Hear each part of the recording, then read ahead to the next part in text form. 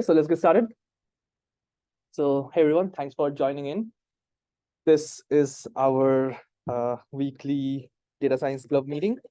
And today we'll be discussing a very interesting and very important subject, that is how to use this large language models programmatically. I'm pretty much sure all of us here have interacted with GPT or Bard through their UI. But obviously, if you are going to build an web app or mobile app, you can't do it using the UI. You have to write a script that will use the APIs and will talk to their OpenAI server or Google server and will return the response you are looking for, right? So that's what we are going to be exploring. So I will share this script with you so that you can explore further, but you need the API keys, right? So the easiest API key to get is from PaLM2 because it's free.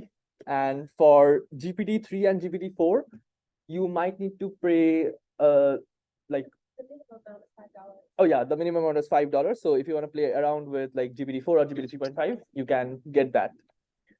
But yeah, I'll be showing you both of them. So once you get your API access, you will get an API key. Now, for privacy reasons, I'm not showing that on screen, but you can imagine that it is stored in a different file, that is API keys file, and I'll be just pulling my API keys from that file. Okay, so let's get started. PaLM2. This is by Google. And in order to access this, you need to install this particular Python module, Google Generative AI. And we also need these like functionalities from the module to be able to call PaLM2. Now, in these models, there are two main ways to interact with the large language model. One is through text generation API, and the other one is through chat API. Now, what's the difference between them, you might ask? Someone is trying to connect. I need to let them in. Okay. Yeah. So what's the difference between a text generation API and a chat API?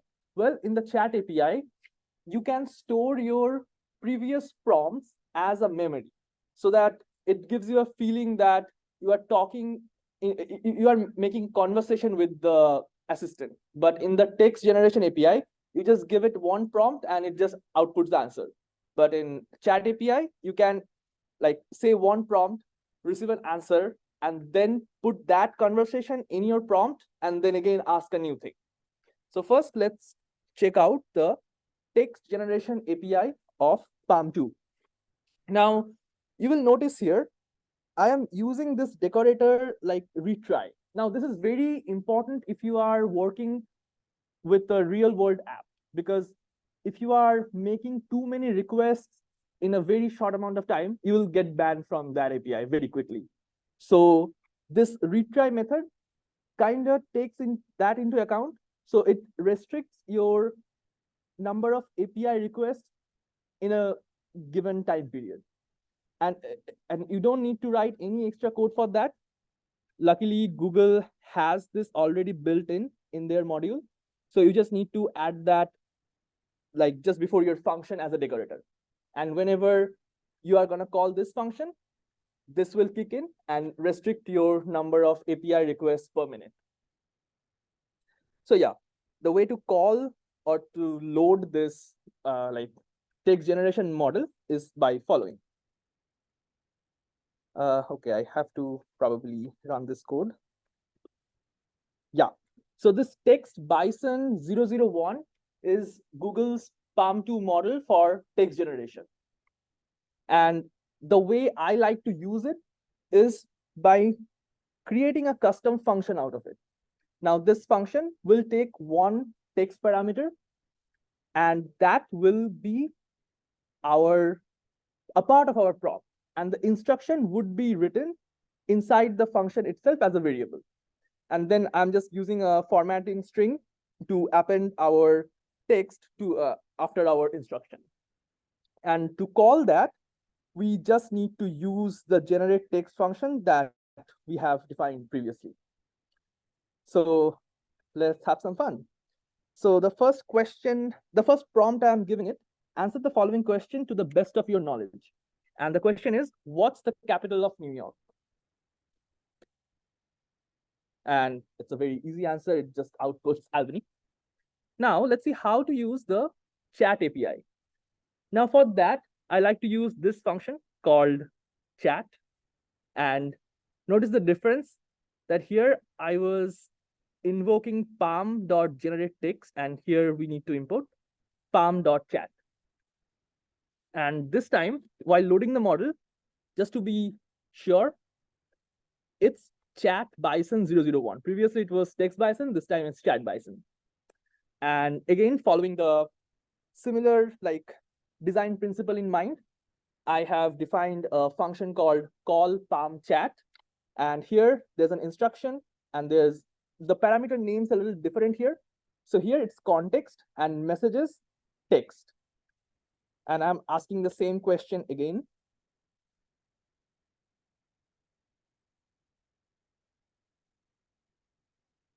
Yeah, it says that exact answer, but see that now it's producing more things. Well, it is a nature of this kind of chat model, PaLM2, that whenever you use this chat API, it tends to output more things than the actual answer. Now coming to GPT. Yep.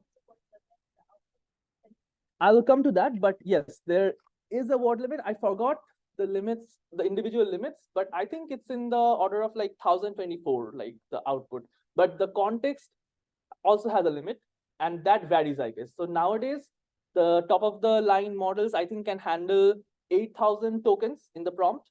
But I think like PaLM2 is still 4,096. I have to double check it. Don't quote me on that. But yeah, both of them have context, context window. And yeah, so now coming to GPT. For this, we obviously need to install the OpenAI module and the Tenacity module. Why? Because this time to handle the rate limit, we are going to use Tenacity module. And again, I am defining my API key that I don't want to show you. And let's yeah, it's actually hers API key. The founder was mine. And yeah, the way we handle like the limiting request limits is by this weight random exponential. And we just pass some parameters like minimum request or like maximum in a limited time and stop after, like it will just stop after 20 attempts. And here also, the general parameters are pretty similar with some very minute changes. The main changes, like obviously we need to use OpenAI module here, and the particular function we are going to use is chat completion dot create. Now there are other functions in OpenAI, but I find this one the most useful because you can use this with GPT 3.5 Turbo and GPT 4. And yeah, the max tokens I'm defining here 256 that Olivier was mentioning, that our model won't generate more than 256 tokens. So tokens means words. Well, not, I mean, it's a good approximation, but like if there are 100 words in your, sorry, if there are like 75 words in your document, the token would be 100. So it's like not exactly like similar. Yes, exactly. It counts everything. I mean, even if it's a bigger word, it might break it down into multiple words. So if you just do a split by space that to count the number of words, it won't coincide with the number of tokens. So always the number of words will be lesser than number of tokens in a document. But yeah, number of words is a good approximation. Yes, yes, yes, yes. I think also you can compute it before passing it to OpenAI, but I never explored that thing. I just always count the words and do a rough estimate. Okay, I won't go beyond that. So yeah, so here you need to pass messages as a list of dictionaries. And the first thing should be role system, and content should be the instruction. So the instruction we are following here is answer the following question to the best of your knowledge. And again, the text I'm going to pass will be taken from the function parameter. And yeah, GPT should have no trouble finding the answer.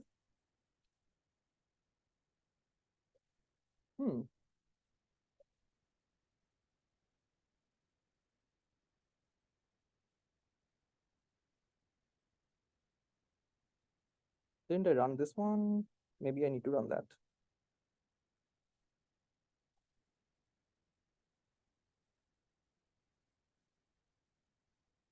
Yep, I forgot to run that one. That's why. So yeah, capital of New York is Albany. Now playing with generation strategies. So there are multiple ways to get generations from these large language models.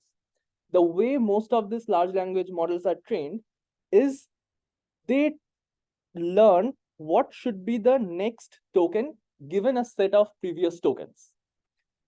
So to like generate new text, we first generate the first token, pass it to the model again, and then given that first token, it generates the second, then given that first two tokens, it generates the third. Now, while doing that, we can employ multiple strategies. And these various strategies are controlled by mainly these parameters. There are multiple parameters except like besides these three, but these are the main things that we find most useful. The first one is temperature, the second one is top P, and the third one is top K. And in the bracket, I have written the range of them. So they have like theoretical like definitions, but I won't go into that. I'll just try to give you a intuition like what each of these mean for your output. So temperature is the easiest one to understand, I guess. So it just introduces more randomness in the output generation. So if you do temperature 0, most likely like it will produce similar outputs every time you run the model. But if you do the maximum possible temperature, that is 1, the outputs from will vary a lot given the same input. And the top P is basically, top P lies between 0 and 1. And the intuition is so while generation, the model assigns a probability distribution over the entire corpus. Now, if you define top P as 0.9, that is 90%, it will, for the next token, it will only consider the top words that sum up to 90%. So to give you an example, if you have like 10 words and out of them 5 of them add up to 90%, then GPT, like the language model, will consider only those 5 words as the next token, like probable next token. And the top K is just restricting the vocabulary to like top K words that add up to the maximum probability. So in like, if you increase the top K, you will get more like diverse generation in a sense. And similarly, if you increase top P, you will get a diverse range, like diverse set of outputs. And this kind of parameters like will be important if you are like, suppose you want a particular output. And so what I have seen in my experiments, if I vary the temperature a lot, say like if I put temperature of 1, then the output has a chance to become too much noisy. So it might not be that much reproducible. So if you want reproducible result, your best bet is to consider 0 temperature. But that is only like applicable in a task where you want a fixed response. But if you have a task in hand to like create something like a story or something that you think should be creative, then you should use a higher temperature. And similar things can be said about top P and top K too. As a rule of thumb, I use like top P from like 0.8 to 1, and top K I use couple of like numbers, for example 25, 50, and 100. So yeah, like it ultimately depends on the kind of task you are doing. So unfortunately there is no one number that I can say you that will serve all purpose. So yeah, just play around with that. Yeah. So my experience using the ChatGPT development Yeah. API, I think the temperature value ranges between 0 and 2. Okay, it's different for like The maximum. It returns me like really confusing. Yeah. That makes no sense. Yeah, because there's too much randomness at that point. That has like a lot of source code and warning. Yeah, it's just like chat GPT, like out of an asylum kind of thing. So yeah, let's try this prompt. What are some good habits I should teach my kid? Now I'm gonna run it for two temperatures, 0 and 1. Let's see what 0 gives us.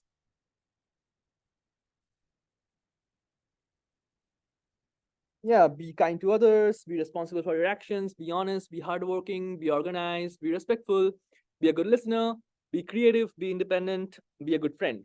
Now, if I run the same thing again, ideally, the output should not change too much. It will change a little, but not too much. Yeah, kind to others, responsible for your action, honest, hardworking, organized, respectful, creative, good listener, be a good friend. Now, let's see what happens if I put, I'll also do 2 if it allows me. Let's see what it gives. But yeah. But yeah, see, if I do 1, it's like it has shortened 1 and like it's different from 0. And what happens if I do 1 again?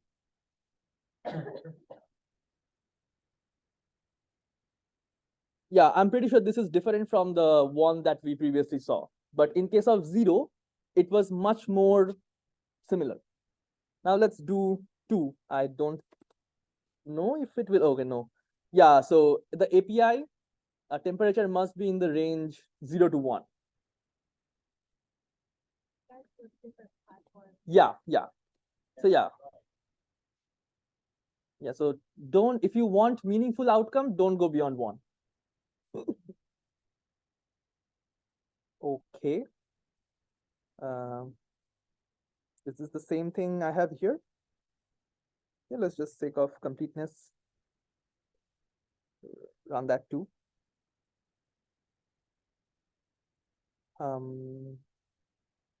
Oh, sorry. Actually, that was I was running Palm there. Okay, that's why it said 0 to 1. But let's see what GPT says. Yeah, regular exercise, healthy eating, good hygiene, reading, organization, and it just cut off after that because I defined the limit as 256. And let's see what 2 gives us.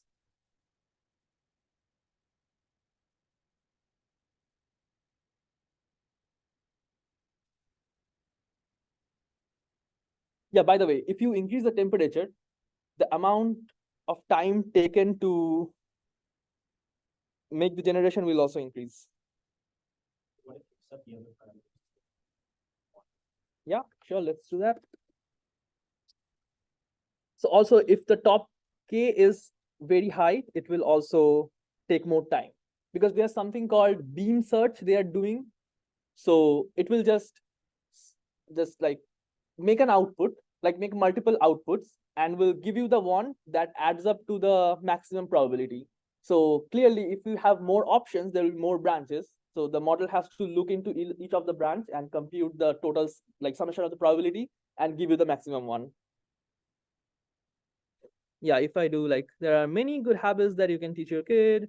Here are good suggestions, like be polite, be reasonable, be honest, be kind. Okay. So did I try it with 2? Oh, no. Okay, yeah, I was trying it. Oh, yeah, it's complete garbage. It's complete. Oh my God, yeah. So yeah, it's like off the tracks. Okay. Okay, now, yeah, yes. It it is more creative, but more random. So yeah, like try to experiment with For reproducibility, always 0. For a little bit more creativity, maybe 0.621, but not more than that. Okay, now coming to the most important part, I guess, how to write better prompts. You will never write the best prompt possible, but how to write better prompts. So I know that there are a lot of courses at this point who try to make a big fuss about it, like, hey, we should do this course to like know how to write better prompts. But I think like if you just follow these few principles and trial and error, you can write decent prompts. So here are the few points that I found very useful. Provide context, provide examples, restrict the output space, nudge it toward the desired output, and assign persona. I'll go through them one by one. But like I didn't write any examples for the providing context because it is just asking you to write your instruction in more detail. So that is what context means. Do you have a question? Yeah. So what if the context is factually incorrect? If the context is factually incorrect, then I think if it's not something very wrong, I mean, like it's a if it's like if you say What's the capital of New York and what's the capital of yeah, what is the capital of New York because it's what's the capital of New York? What do you yeah, so like I think there are works going on that so that's kind of an adversarial use of the model, right? So I think now if you ask it, I think it will follow the suggestion, like the instruction, and it will say the garbage thing that you put. But I think in future they will try to do something to tackle this counterfactuals. Like if it sees something in the prompt, then maybe it will like try to correct it. But yeah, if you say like sun rises in the west, then maybe I think it will not follow it. Did you try that, Adil? understand? Okay, let us know what happens. But yeah, like, so yeah, as Adil mentioned, like giving context is very important. So in some cases, if you are, if it's not a well-established fact, then you should definitely provide the context, like in what context I want the answer. Maybe something is true in some cultural sense in India, but in the US it's false. So it just try to define your problem and like define your context in more detail. So the next one is provide examples. And that's where actually the chat API comes very handy. So I have done it with GPT here, which is already I'm using chat completion, but if you can also do it in the PaLM using their chat API. So yeah, so see here, the instruction I gave it, determine the country the speaker is talking about. So, and here I gave some examples. The first thing is obviously like defining the task. So it should go like role system, content, the instruction. Now, the first example is role user, content. Shujan says, Victoria Memorial is one of my favorite places to visit. Well, it's a famous place in Kolkata, India. And the answer that the model should reply, I'm also providing as an example. By the way, this is called one-shot learning. In general, if you provide n examples, it will be called n-shot learning. And if you provide no example, like the previous ones, these are like zero-shot outcomes. So yeah, and then the test sentence I'm providing is, Olivia is saying, I love the museum island. Does anyone know where is that? Except Olivia. Okay. Let's see what GPT says, and Olivia will confirm. Is that correct? Yeah. So see, just imagine you are making an app where people are typing, like commenting on some post, and you want to know where, like what destination or what important places in the world people are talking about. But there is no particular model that you can train to specifically address that, right? I mean, of course you can train model, but it is not very trivial task. But GPT has the world knowledge, so we can use that. Can you also make it generate like a map output, right? Yeah, I mean, with GPT-4, I think we also can do that. You want to say something? Okay. Your face looks like you want to say something. Okay, so that was I would say it's a non-trivial problem statement that was very difficult to solve before this large language models came into existence.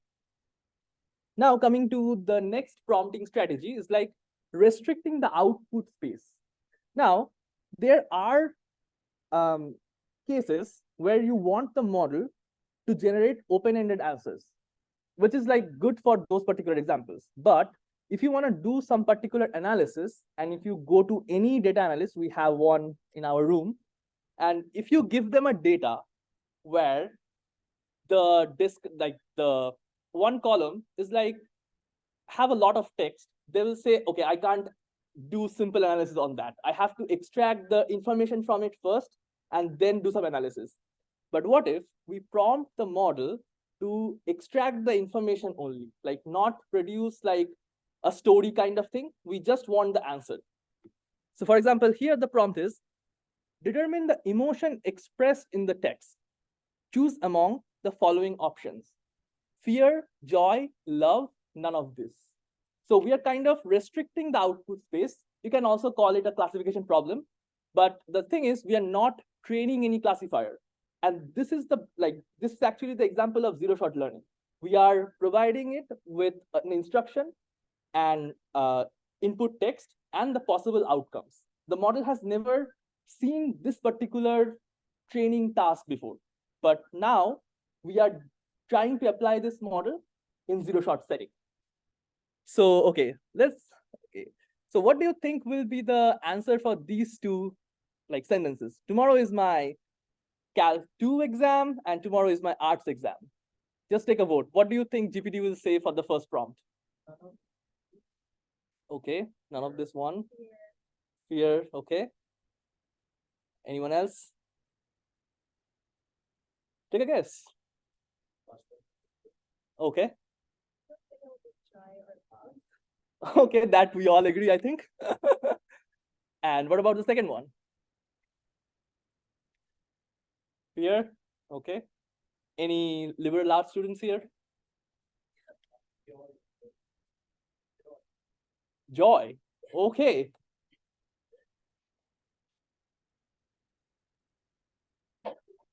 Fear and none of this. So just imagine that GPT knows that people tend to find Cal 2 tougher than arts exam, which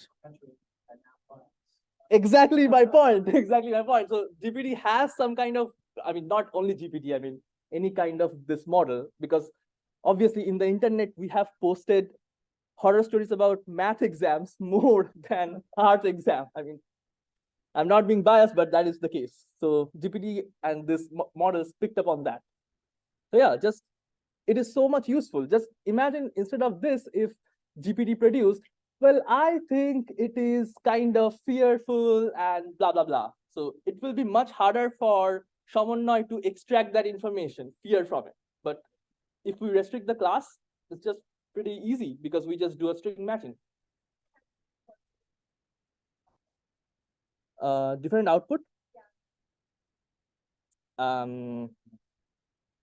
Let's see what happens if I do temperature 1.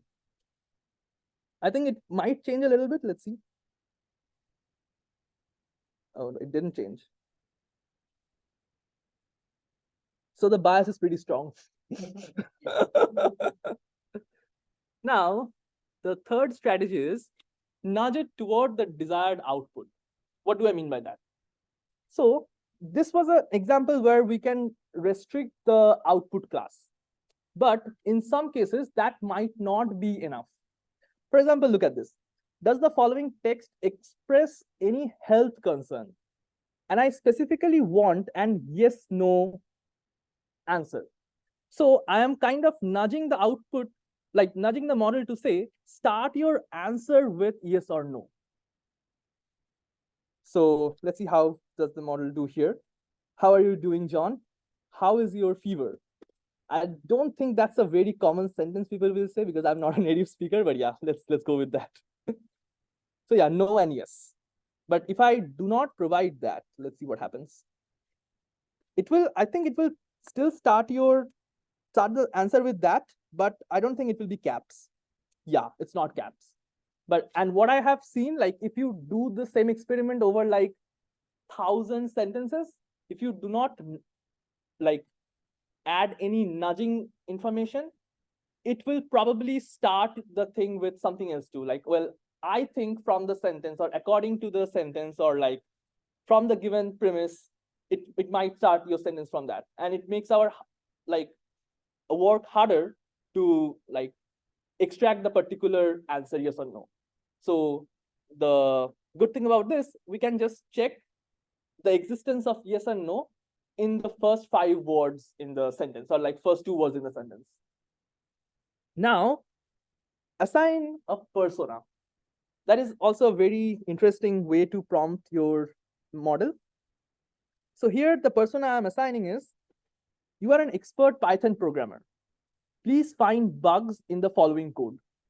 So the persona assigning is happening in the first sentence, of course, where we are telling the model, hey, look, you are a good Python programmer, so you can do the job better than anyone else.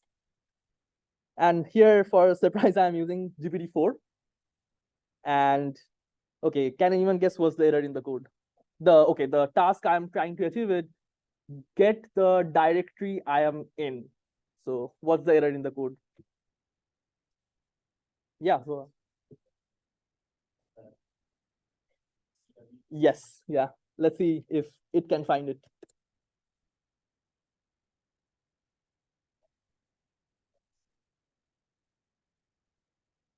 Yeah. The function should be get CWD instead of PWD. So yeah, that was all for the working with these APIs. I will highly encourage you to like use this code and maybe come up with some new prompting strategies here and share with us. And yeah, don't forget to like sign in. Olivia, can you share come here and share that thing? I think I shared that one too. The 5. Okay, let's see. Question. Yep. So, in order to reset the prompting, like we need to just reset the kernel and start. So, in the sense that, let's say we are providing it, like we are doing n short learning, Yeah. and then I need to like make sure that the work I have done is again reset to. And then I no. start that. So in that case, I would say just write a new function. Okay. So here, like the function is called call GPT. You can like call GPT 2. Although that's a very bad function name, I have suffered a lot by that naming convention. But yeah, that is the one way to do it. Can you share? In the chat. Person who's joining online should go. Okay, yeah. Yeah, put it in.